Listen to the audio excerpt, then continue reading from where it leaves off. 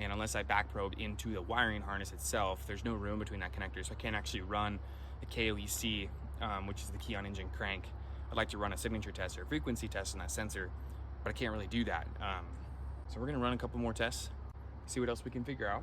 So now I'm curious, actually, while we're already on video, my guess is that because I've been wiggling the wires a bunch and I have reestablished connectivity, I bet you this thing cranks over and starts.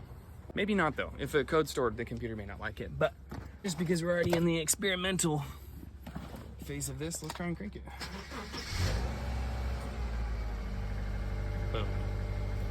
Boom. Don't guess.